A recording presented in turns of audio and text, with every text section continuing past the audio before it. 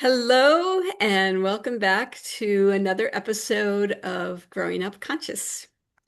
I'm your host, Kathleen Connor, and after raising my sons and being a special educator for over 25 years, while also training in consciousness, expanded awareness, and energetic bodywork, I created this podcast for people ages 2 to 202 who are engaged in creating a joyful, awake, aware life in the natural world. Since I mentor families and support youth consciousness, empowerment, and resilience, one of my targets for this show is for both our youth and adults, of course, to have the tools to consciously create the life they desire. So, with that target in mind, it's mostly kind of my own targets as well, because I'm super interested to interview my friend and colleague, Rebecca Stevens. Um, I'm really excited to hear about what she's up to these days. She's the founder of Life Force Energetics and the creator of the Alignment Method, which is a four-pillar coaching framework that works across body, mind, energy, and soul to move her clients out of stuck patterns into aligned action. Even though she's based in Holland, Michigan, she can work in person or at a distance, and she's training practitioners in the deeper terrain of the nervous system healing and embodied transformation. Mhm. Sounds pretty cool to me. She's also the author of Ask, Don't Force, and has an upcoming book, The Remembering. So, without further ado, I'm really excited to have Rebecca here to talk about many things. But I'd like to start with, so Rebecca, you've been through, like all of us, many things in your life. What inspired you to be on the path that you're on now, would you say? Hi, Kathleen. Thank you for having me on. Sorry, my cat is on my desk with me, so I was stopping her from pushing something off my desk. It's like, I want Um, to contribute too. yes, exactly. She's over here playing with us today. Um, Ask me that question again, please. Yeah, like this is a broad question, and maybe it's not the best way to start, but what inspired you to be where you are today? Like to kind of focus on because I know you've done lots of things in your lifetime. So what Mhm. kind of put you in the place where you're inspired to teach and to support in this particular method? Um, Ever since I was a very small child, I knew there was something different and greater available. Like um I talked to entities. Like I had imaginary friends, what my mom would call imaginary friends, and my parents were missionaries, so I also grew up going to 12 different schools and I lived in different countries and different cultures. So as a small being, I already had a lot of information coming in that I don't think most children, especially in our country, really get to receive unless they're like in the military or for some other reason their parents travel around a lot or they're missionaries or whatever. But I think for the most part, the majority of people that I've met kind of have, maybe they've moved a couple of times, but for myself, I had received all of this information. So everywhere I went, I always knew that there was something more and greater than what those kids were talking about. But at the same time, being a reflector in human design, I was always sampling other people. And at the time, I didn't know what I was doing, but that all of that I went through when I was younger kept me going as an adult too. And then um, I went through some really difficult periods when my parents moved back to the United States. I was a preteen, and it was really difficult for me to sort of integrate myself back into society, back into that age group of kids. And I tried to commit suicide for the first time during that period. And then since then, I sort of just woke up every day not feeling great and not having a lot of support around my emotions and my nervous system and my mental health. And I didn't know it at the time, but I always thought in the back of my mind, there's got to be something better. There has to be, I can't wake up every day and not want like joy and fun, but it had kind of all left and I didn't know how to like, there wasn't, like I said, there wasn't the support to help me out of that. Um, so then I grew up and as an adult, I can remember thinking, I just want to find a way to change this. So I just kept looking for different things. And I started out with essential oils and became a certified aromatherapist because I was really interested in the brain and how the brain functioned. And I didn't know so much about the body at the time, but for me, it was the brain and how I was thinking. And then it went to feelings and emotions in the body and learning about different energies and how energy medicine works and how the our energy fields can affect each other and how that can also be regulated with each other by our nervous systems and how we can, if we learn about energy and we learn about the energy in the body and our frequency and our energetic body and our minds, like how aligning all of that together, really then we can start regulating each other. And I have this friend who says, there's healing in my presence. And so I started to be like, okay, well, if my spirit and my mind and my energy body and my physical body are all in alignment, like I'm working with that wholeness of myself, what can I be then? Like, what kind of contribution can I be, and how can I change my life? And so slowly I started to put all of this together over the past 9 years of like, how does that work and how can I help others with and teach them that, or at least facilitate that or help them to also have that as a method that they could use to feel better or to change their life or get out of frustration or stop being a victim to what's happening to them. And also, like, stop allowing life to live them and for them to, like, actually start living their lives and being happier. Yes, yes, it's interesting. I'm part of a tribe called Walk With Me Now, where some of the leaders in the tribe are natives. One is a Native American, and one is native in to South America. But they keep talking about like, can we be the wisdom keepers now, right? Which is not Mhm. really honored in the United States all that much. That once if you know, of course, there's a lot of grown-up people that have not been very conscious and they're living a very unhealthy life. You don't necessarily want to kind of follow their lead, but there's also so many people that have spent their life doing what you're doing. And what I feel like I've done as well, where it's like we have some things we can share that might actually make it easier for you, you know, and and it's not necessarily honored in the United States as a that people can become, you know, with their experience, the wisdom keepers, and you can actually say like, hey, what can you share with me so that I don't have to go through all the things you went through, right? And Mhm. it's both as a parent and I may soon be a grandparent. It's this aspect of like how to it's almost like people do need to come and pay you and be in the question of like how can I change it before you can actually offer very much. And it's funny because in human design, I am also a reflector as well. And Mhm. the last interview I did was with my friend Crystal Trammell, who did my chart for me about being a reflector. And I think part of how I got directed in my life to be a teacher was I was same kind of thing. I was really fascinated with how people worked because as a reflector, you're going into systems and you're seeing what works and what doesn't work, and you're really curious. And so my mom Yeah. kind of steered me toward teaching because she's like, "Oh, Kathleen loves children," and I do, and you know, and I don't regret going into teaching so much, but it's more like this fascination with how people work and then out of that learning and growing. So I'm so glad to hear that that led you down the path that it did because I'm really excited to hear more about what you do and how like you share it with people. Yeah. So what what's your question? Like how do I do it or what do I do?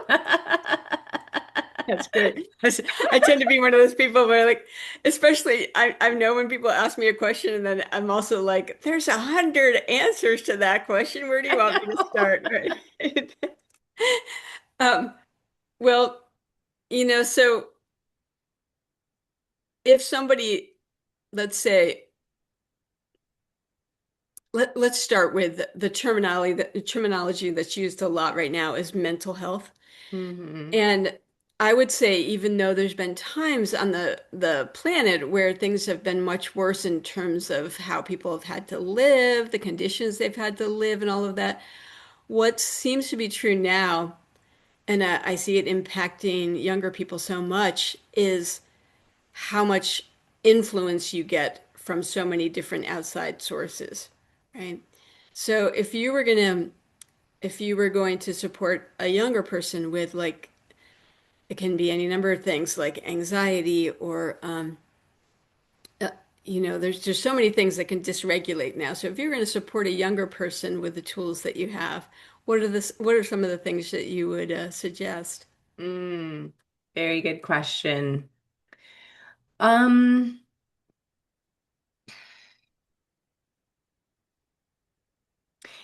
the first thing that's really coming to mind, and I'm just gonna say it because this is what's present, is I'd really work with them on what it is that they are desiring. And I guess it depends on like that question is multifaceted because a younger person can have so much dynamic of life going on. Like they have family and they have school and they have so many things happening around them and that they're in like all the time.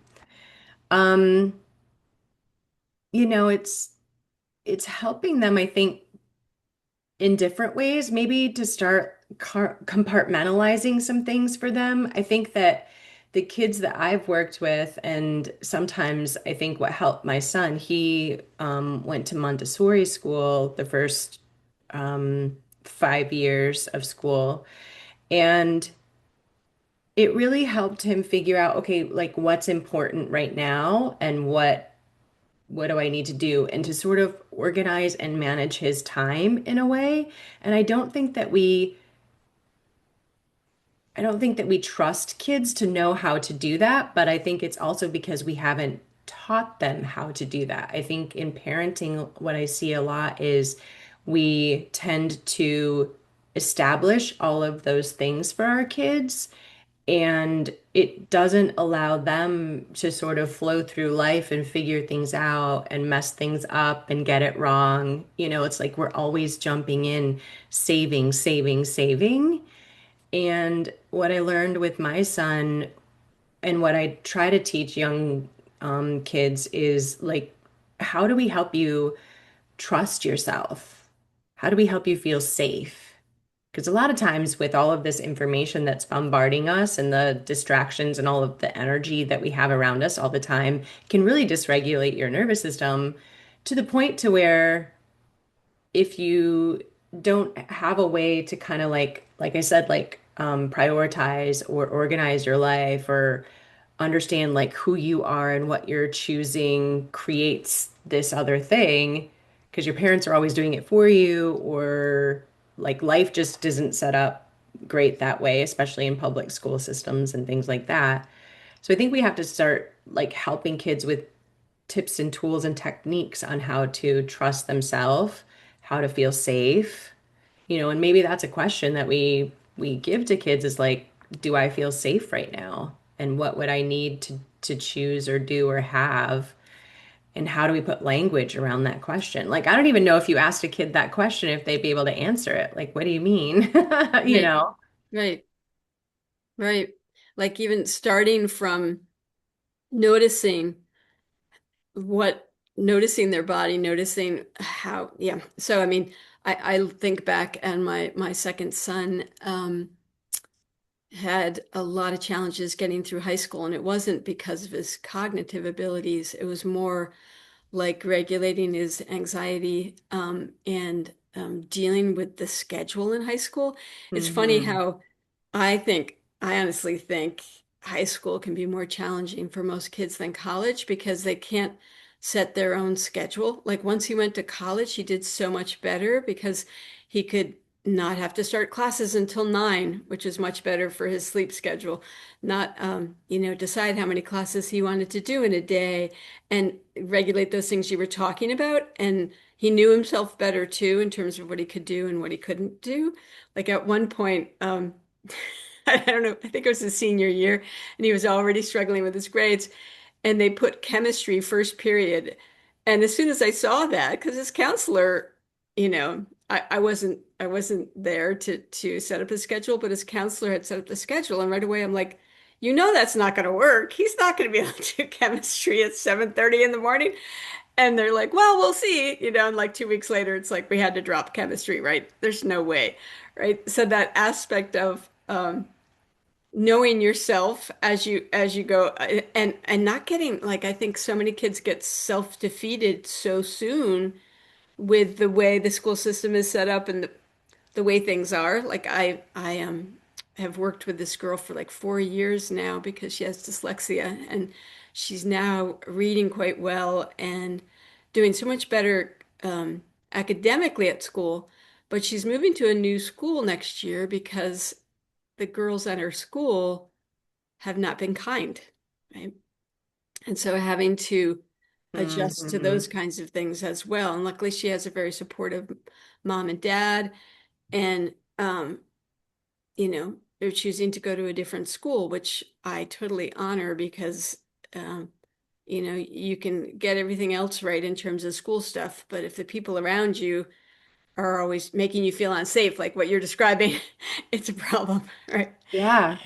Yeah, but so then in regards to adults who have been through all the different things that can dysregulate you in this world and also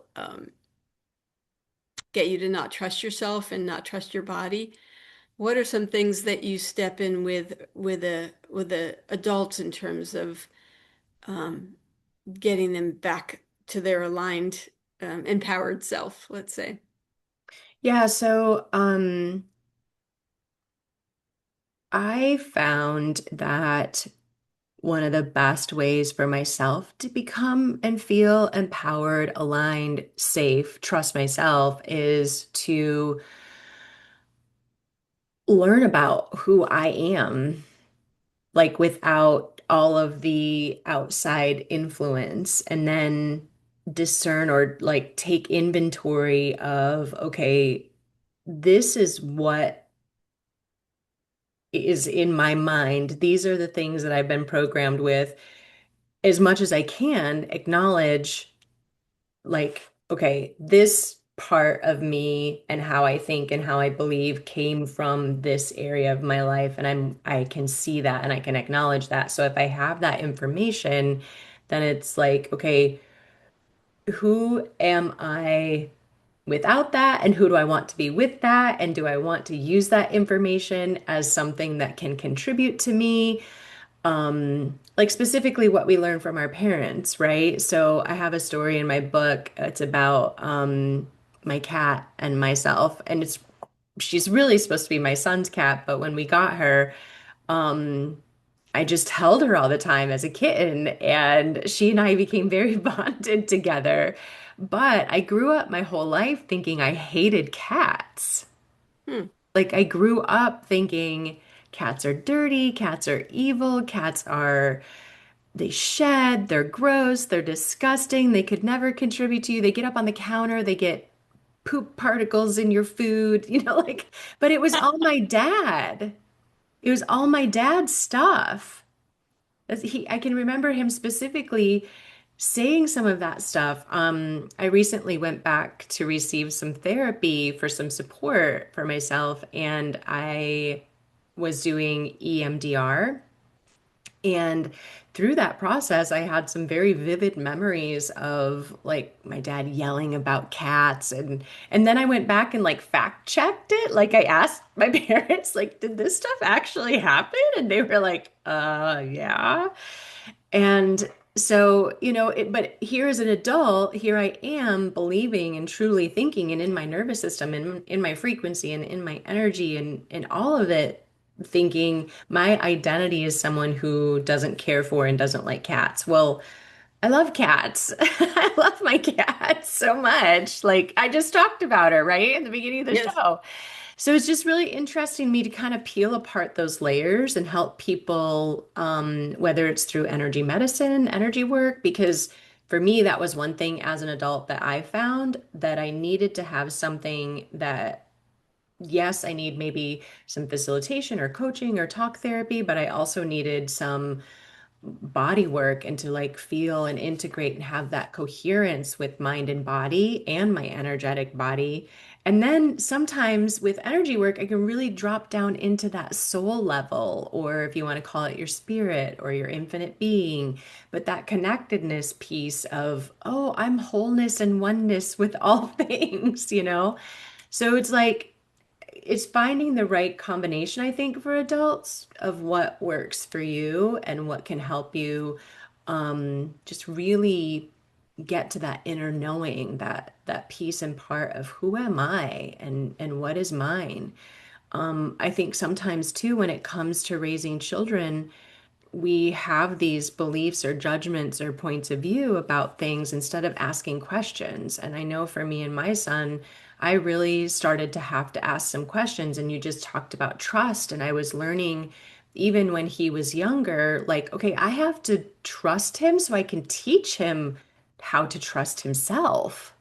And it may look totally different than how I would guide him or what I would think, or like, I'm still here, I'm still responsible, but I have to have more conversation with him. Like, what do you know about this, buddy? Like, what do you think about this and how do you feel about it? And yeah, just to release and let go of my fear of, what's he doing? I don't understand, to like, okay, I trust you to choose for you, you know? Yeah, I think we've talked before about I'm not a big fan of labeling people, like in relationships, depending who I'm with, sometimes I get labeled as the avoidant in terms of commitment, and I might be with the next person, and then I might be labeled as the one who's insecure, right? So it all depends on who I'm with, and so I'm not that big. Even introvert and extrovert, like I can fit both of them, right? So I'm not that big on labels, but sometimes there's certain things I've done, like learning I was a reflector, as we've talked about, Hmm. really helped me like, oh, that's why certain things might look different for me than they do for somebody else. So that whole aspect of really getting to know what's true for you, Hmm. learning the who does this belong to ask for thoughts, feelings, and emotions has been huge for me. And then also,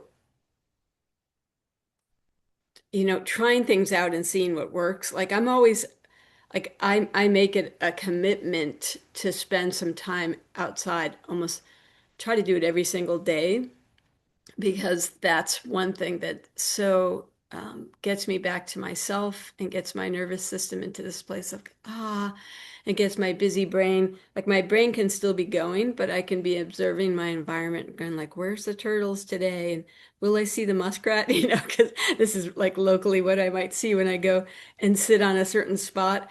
That is so nurturing for me that if I take that out, I'm definitely going to notice it, right? Hmm. And so then when I was working at a school this year, I kept asking the kids there, like, did you get outside today?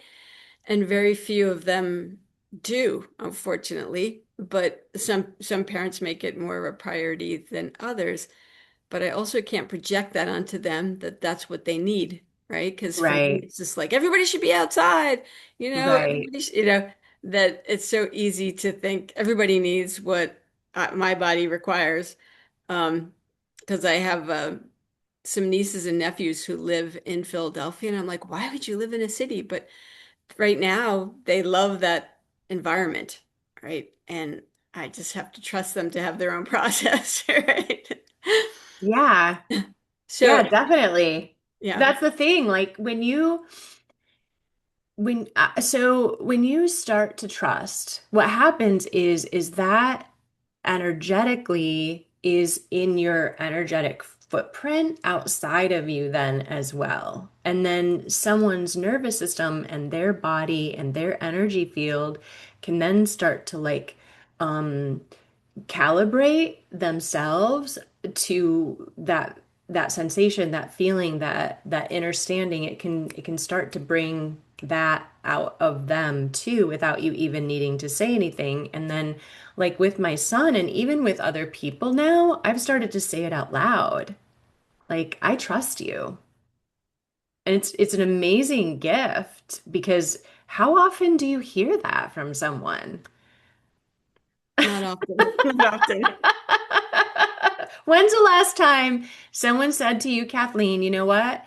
No matter what you're going through right now, and no matter what struggles you have, and no matter how things are happening in your life, I trust you to do what you need to do to choose your way out of it, go through it, make it happen. And then what could that do to your nervous system and your thought process? And if you really sat with it and was like, wow, do I trust myself to go through this? And if you come up with a no, not completely, then look at that. Like, what is it that you're choosing, or what habits do you have, or what patterns are you running in your life that aren't facilitating, that aren't creating? And like you said, sometimes you have to take an aligned action that doesn't actually feel good. Like, I know I need to go work out today and go for a walk. And I'm also very much like, I need to get outside. And sometimes I don't feel like doing that. Like, I'm tired today. I want to take a nap. It's rainy here. I just want to get cozy and watch a movie and drink my coffee or tea or whatever. And, I don't want to move that much today, but I know that if I do it, what that will create. But my body is like, Rebecca, don't do that. Well, I think I mean, that's an interesting topic in itself, as we talked about, because I think we met at an energetic bodywork class through Access Consciousness, or Yeah. one of them, right? And I've seen a lot of people in that community where they're like, my body told me to do this, or my body told me to do that. And they may or may not be actually really tuning into their body. I have to trust that they probably are.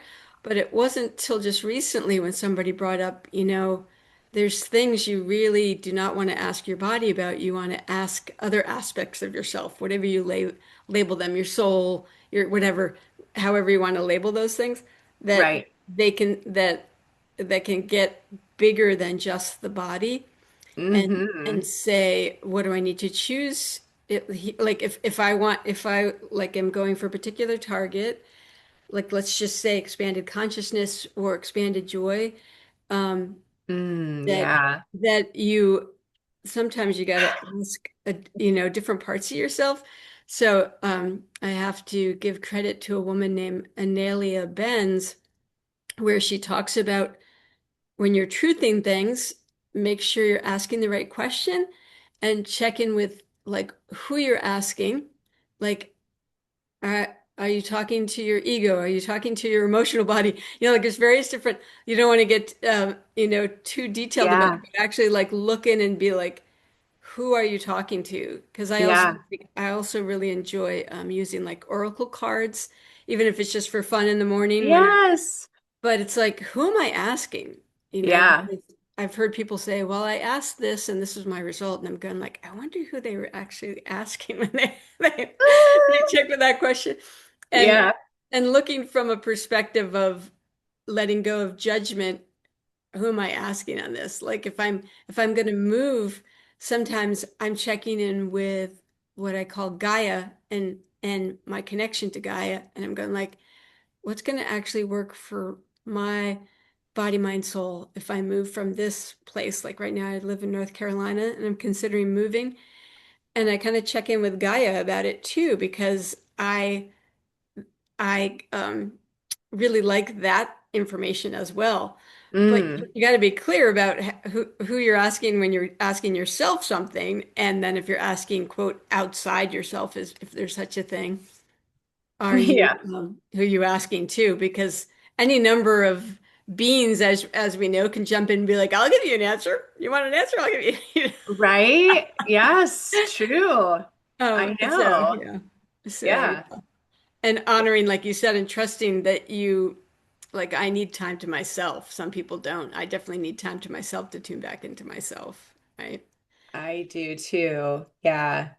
Yeah, I do as well. So if you were raising a child right now, or you were creating a school, whichever question would be easier for you, what are some Mm. components that you feel like need to be there that most parents might not just know about? Um,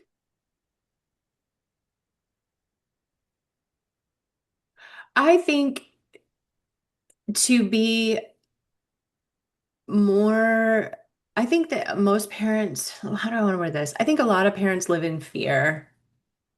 I think a lot of parents live in fear of so many things, like too many to even say right now, but just fear of lots of different aspects. Um, I think that there are things that people go through, like with physical health in their kids or mental health or and like you said, I don't really like to put labels on things either, but whatever it is that people are going through with their children, I think it's difficult because as parents, I don't think we always have support or feel supported, not fully.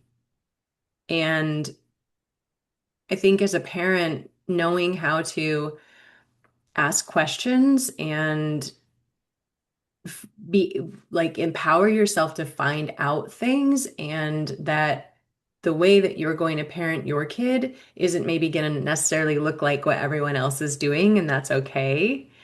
Um, but also to for parenting itself to then start observing your child in a way where I don't want to say you're detached, but at the same time, you're almost like this being knows something that I don't know. And I'm going to allow them to teach me what that is. I'm going to allow them to show me what they need. Um, when my daughter was sick and in the hospital, and I'm sorry, it's kind of random to bring this out now, but it was a very life-changing moment for me Yes. because she was very aware of her needs, even when she was 2.5. So I learned to observe what she needed so that I could then like direct the hospital staff. Like she wants her, I'm not going to swear because I feel like you have young people watching, but she wants her catheter taken out now. And they wouldn't listen to her because it wasn't time.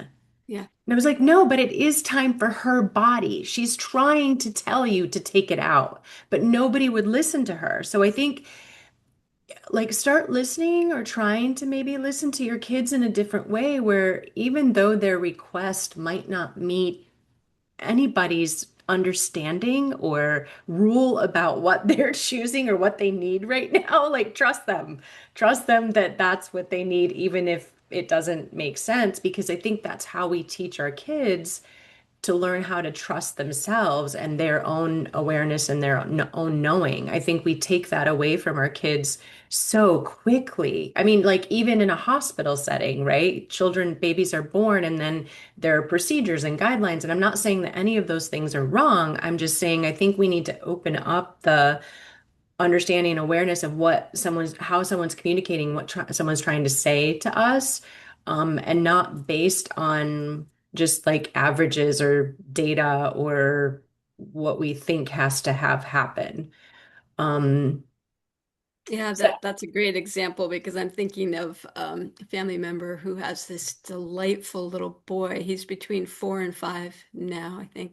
Little, and I just have so much fun playing with him. He's so agile. He like zips around the house like a rocket, and he's so engaging and so delightful to be around, but I mean he's intense, so I understand why he'd be challenging for his parents. And his dad identifies himself as having ADHD, right? So I can see his dad's like worried for him, right? Because he's already had in preschool, Mm, he's already gotten like, he has to earn stars for his behavior and that kind of thing because he's not good at following group rules and all of that.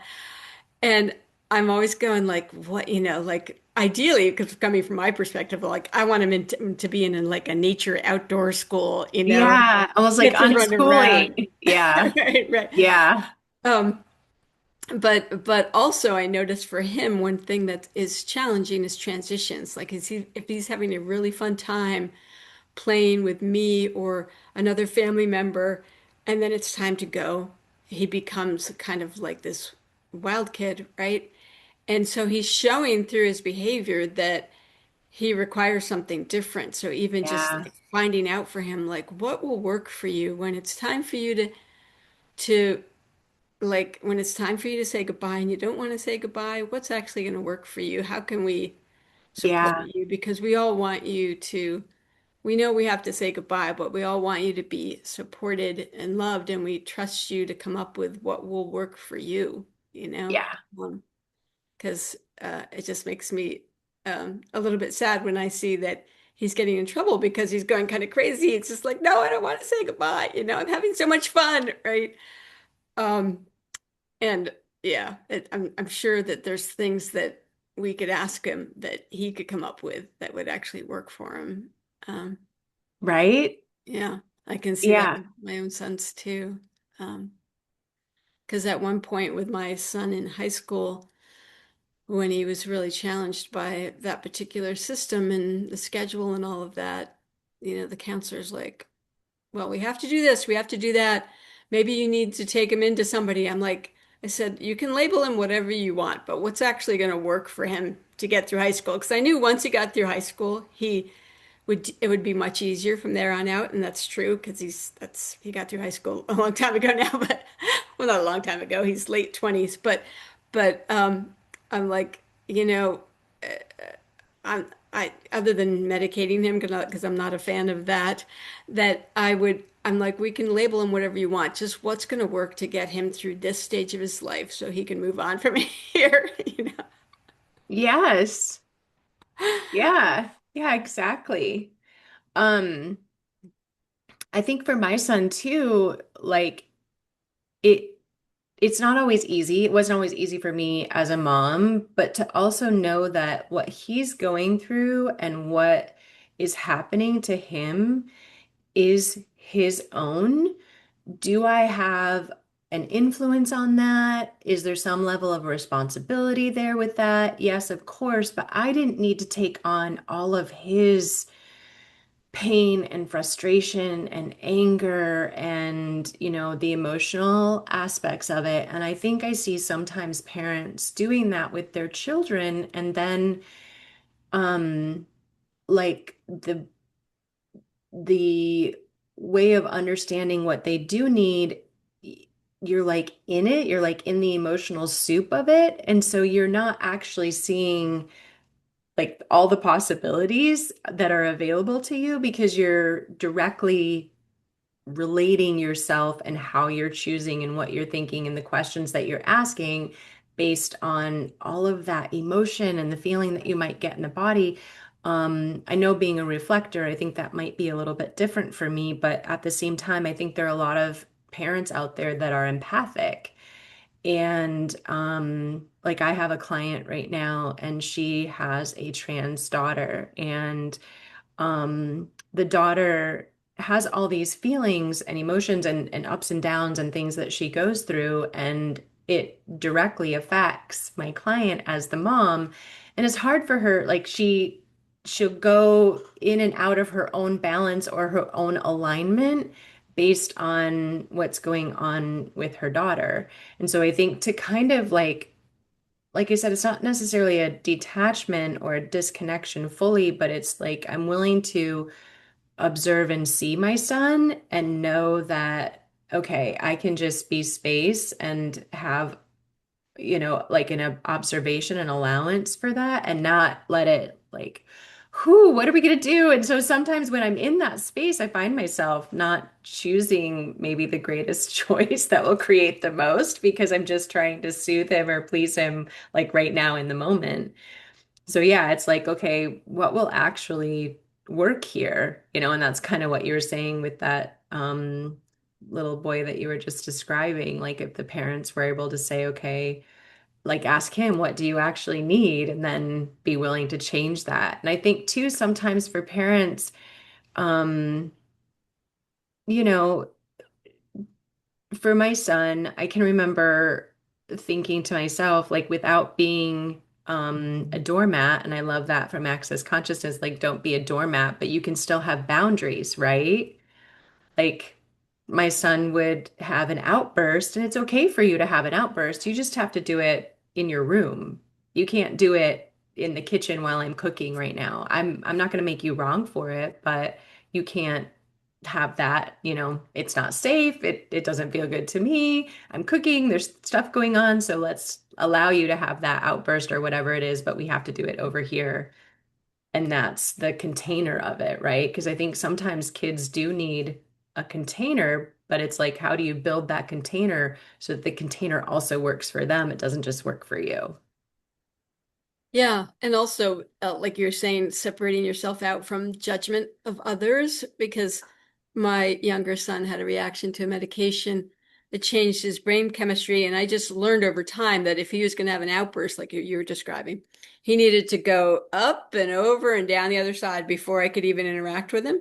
So if we were out in a grocery store, and I had to teach my older son this too, it's like if he was going to throw a fit in the grocery store, I'm sure other people were judging it, but we just had to step back and let him like, wow, like do the volcano thing. Because Mm. it's not, it was almost like involuntary because of the way his brain chemistry was impact that he had to do that and come back around. And then once he was calmed down, then we could either take him out of the store or we could talk to him about what he needed or whatever, right? Yeah. I learned that as an educator as well, but I had to let go of whatever people around us were judging, going like she's a bad parent or that kid must be a brat or any number of things, and just be like, okay, this is what he requires to kind of blow up right now, and nothing I can do is going to change that, and it doesn't really support him to try to do something until he's more calm, right? But yeah, yeah. So that if you would look at like the primary things that you would say to people, like here's some things. Yeah, this is hard to boil down, but if you could just say to people like, let's say if we focus on adults for a minute, if Hmm. you're struggling with having joy in your life, or creating the life that you desire, what are some like primary targets or things that you can just share with people that would be supportive of that process?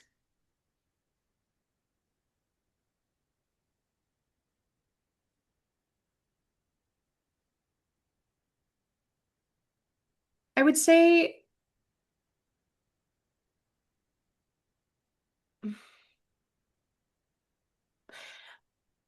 sometimes I think people that are struggling like that, at least for me, I was in like fight, flight, freeze, or fawn. And for me as a person, I can get overwhelmed quite easily.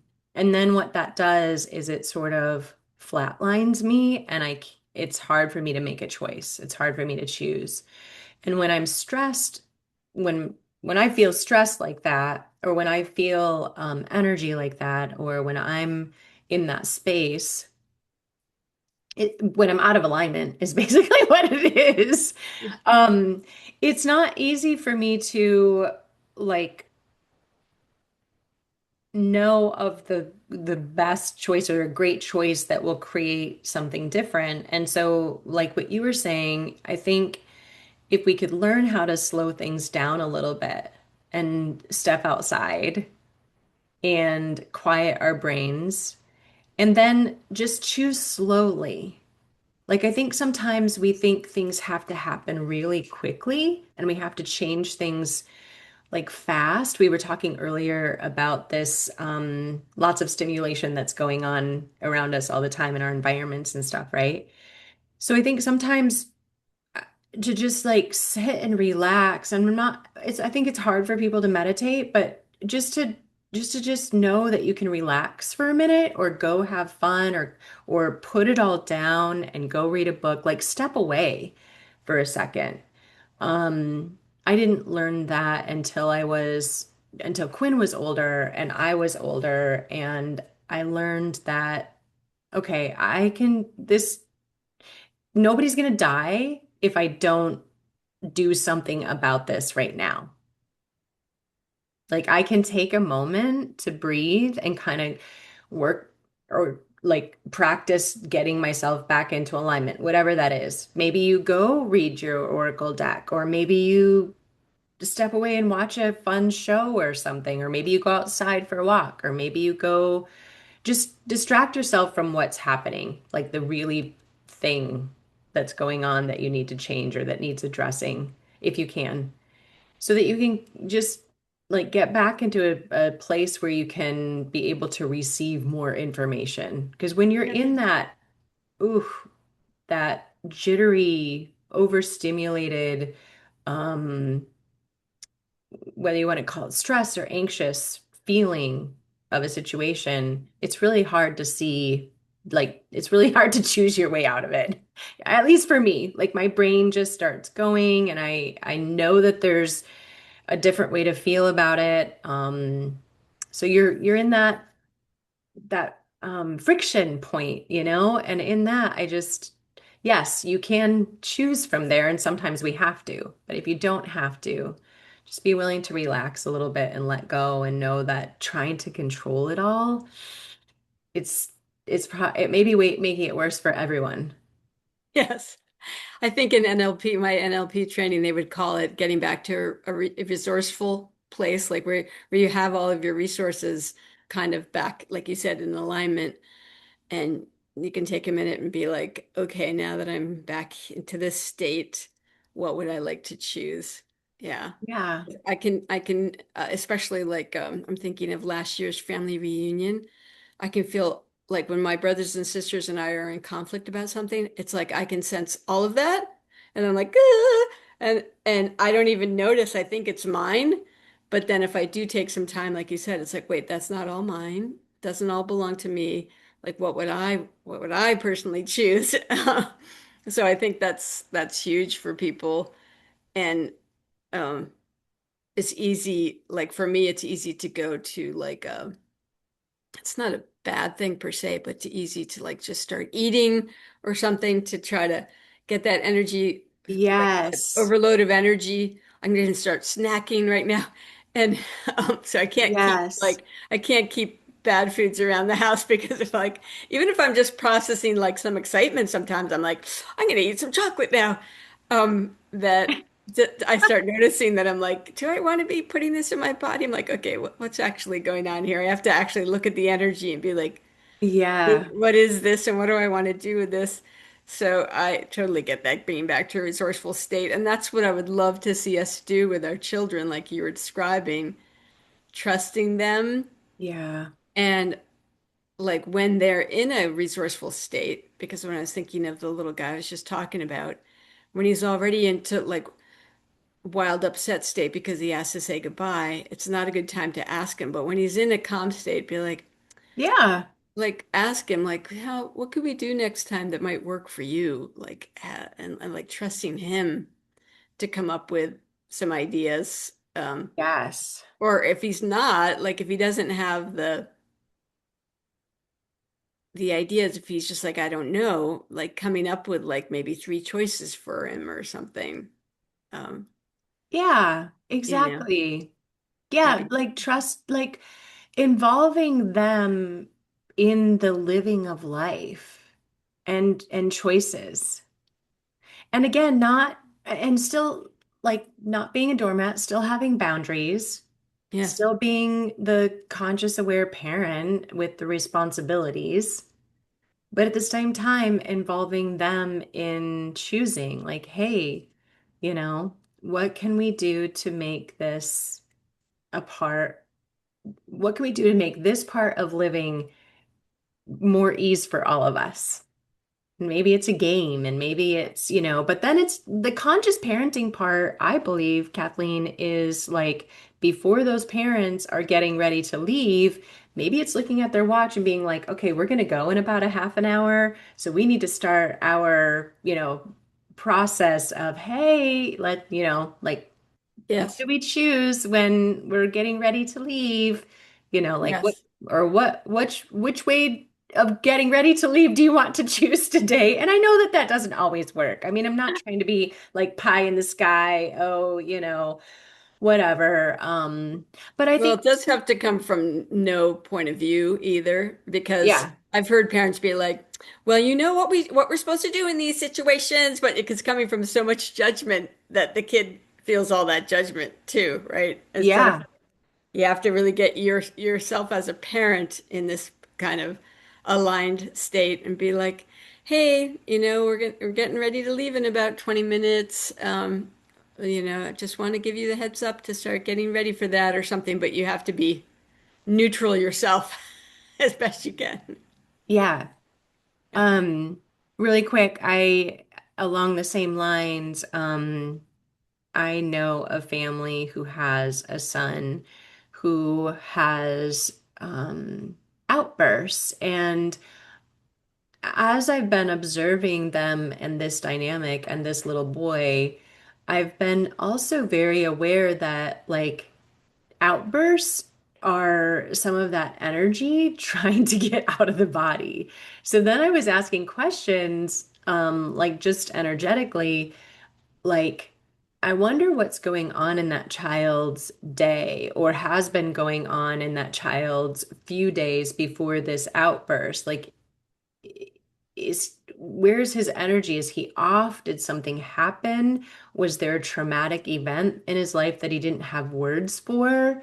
And for me, to get energy out of my body, I go work out and I lift weights or I walk very vigorously or I dance. Like there's some sort of somatic release. And you were talking about working with some different cultures and things where I know that in different cultures, they do dance and they have moved and we have done things like that for our bodies or we go get like an energy healing session, right? Like when I know I need something like that, I'll go receive a massage or I'll go receive an energetic healing exchange from somebody who can hold the field with me and be like, okay, Rebecca, you can release and let go.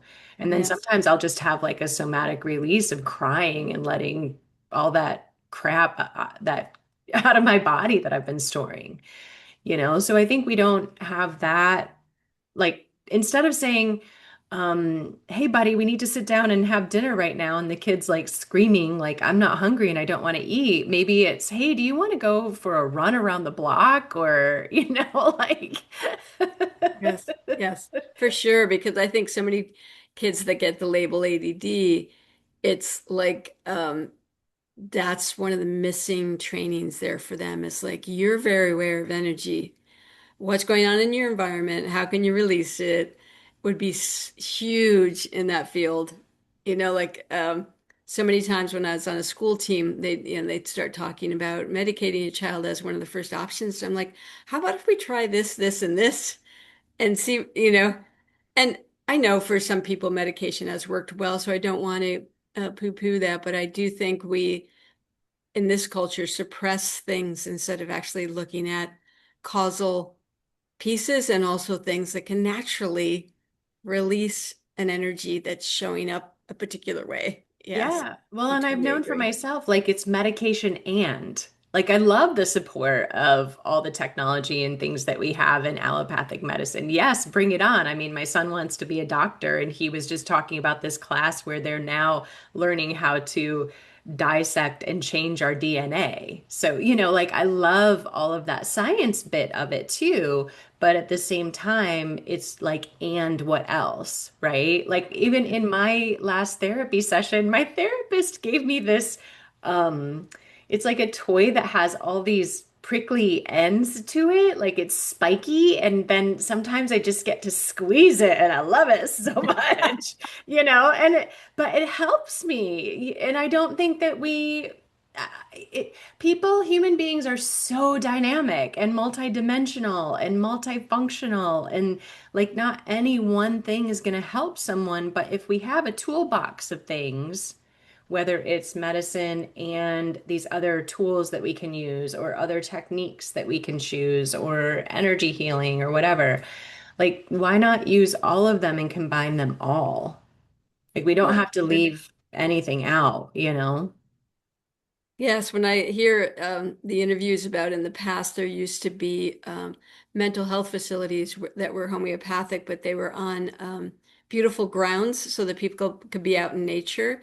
Like I know that doesn't necessarily convert over to what we have as psych hospitals now, but at least have like a gym there or have like something that people can express other than just being in the room and trying to deal with whatever's showing up, right? Yeah.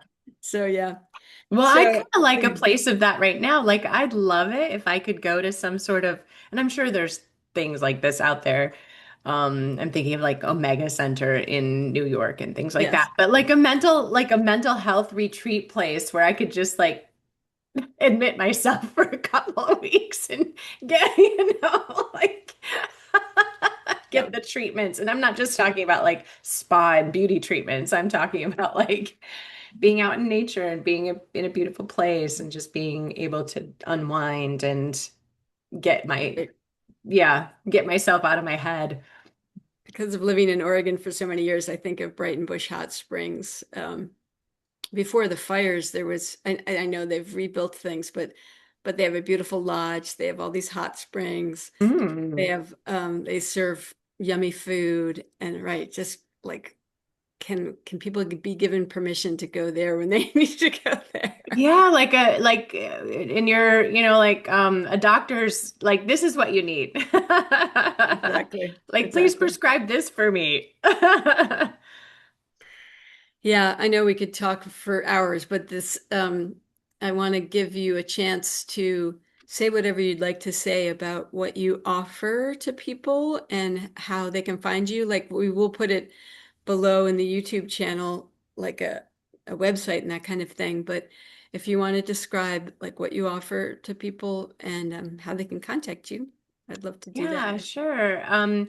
I want to I have a website, and my website is being redone. So please have patience with what you find there. But lovely to, people can go on there and book like a like curiosity call to see if I'm someone that they would want to work with. Like you said earlier, I work with people in person and online. So I can do distance energy kinds of things if that's what's required, or there's other things that I can do with coaching and facilitating and, like some of the um mental gymnastics stuff that I do with people. Sometimes I want to call them reflector sessions, but I know that like the general public won't understand what that means. But just to be able to sit with someone sometimes who can create change with you that you might not have ever really perceived or received from anyone else like it before. That's typically what my clients say to me. They're like, Rebecca, we've never met anyone like you. Like, I tend to be able to unleash things and talk about patterns and help people change in a way where they start to open up their mind and they find that there is more ease available to them if they want to choose it, and then to actually say, oh, let's shed a light on that choice right there that you weren't able to see or you weren't willing to see in the past. So, yeah, contact me through my website. You can email me at Rebecca at LFENERGENTICS,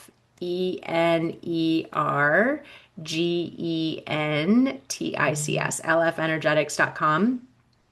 Um, To reach me, I have social media out there for sure. And if you're on my website and you want to sign up for my newsletter, I do send out a frequent-ish newsletter, but typically I have tips, tools, techniques, events coming up. I do things like right now I have a free book club going.